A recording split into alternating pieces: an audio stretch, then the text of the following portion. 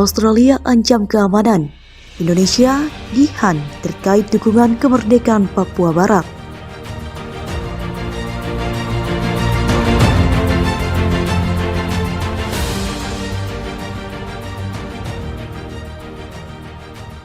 Kami sebagai prajurit, walaupun kami mantan tentara, tidak pernah sedikit pun menerima kejadian itu. Mendidih darah kami, apapun bentuknya, solidaritas kami terhadap teman-teman kami prajurit di lapangan, itu adalah harga mati. Bentuk kesetiaan kami dan kecintaan kami terhadap institusi yang kami banggakan dan kami cintai, yaitu Tentara Nasional Indonesia. Jangan sampai Tentara Nasional Indonesia ini terkesan lemah, terkesan tidak punya kemampuan tempur. Ini sangat menyayat hati kami. Demi bangsa dan negara, kami tidak ingin Republik ini pecah, Republik ini dikuasai oleh kepentingan-kepentingan asing, atau karena kesalahan politik, kebijakan politik. Kami tidak ingin negeri ini runtuh, lepas satu persatu, terutama Papua yang menjadi bagian daripada bingkai NKRI.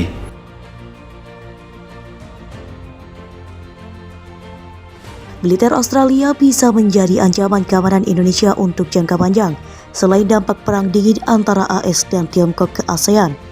Sebagian besar masalah keamanan Indonesia saat ini tidak berasal dari konflik geopolitik, melainkan dari sumber tradisional berupa ketidakstabilan internal akibat terorisme, separatisme, konflik etnis, dan agama. Namun, masalah tersebut dalam jangka panjang bisa berubah, tulis Jared Dihan dalam makalahnya berjudul Stabilitas Australia dan ASEAN. Makalah ini kemudian diterbitkan berjudul Ancaman Keamanan Eksternal Jangka Panjang Indonesia oleh Future Direction International FDI, suatu lembaga penelitian strategis independen internasional yang berbasis di Australia. Analisa ini telah melihat beberapa kemungkinan dari perspektif kekhawatiran Indonesia terkait ancaman keamanannya, yang kemungkinan timbul dalam jangka panjang di masa depan.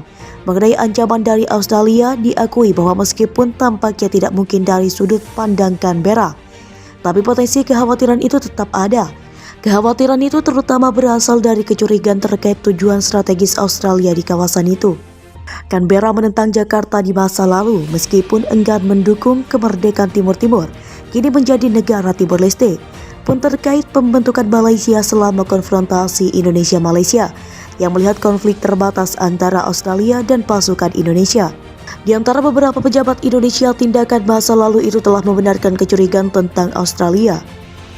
Salah satu pejabat ini adalah mantan Komandan Tentara Nasional Indonesia TNI, Jenderal Purna Gatot Nurmantio. Pada 2015, Gatot mendadak naik daun di dunia internasional lewat peringatannya yang sering tentang perang proksi melawan Indonesia. Gatot ketika itu menyatakan di hadapan para mahasiswa bahwa kemerdekaan Timur Timur merupakan bagian proksi Australia. Ini karena Australia diklaimnya berusaha mengamankan lapangan minyak Greater Sunrise milik Indonesia.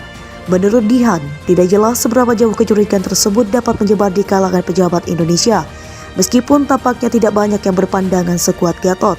Juga misalnya pada 2016, ketika Majen TNI Yodi Swastano menyatakan kepada Menteri Pertahanan Australia Marise Payne bahwa Indonesia dan Australia bersahabat.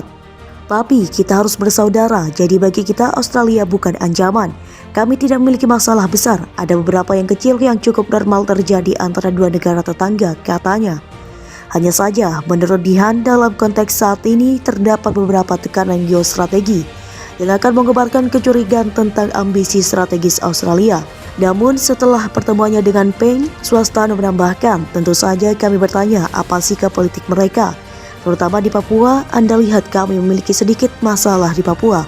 Sementara itu, jurnalis foto asal Vanuatu Ben Bohani dalam tulisannya di Journal of Political Risk menguraikan lebih lanjut tentang masalah itu.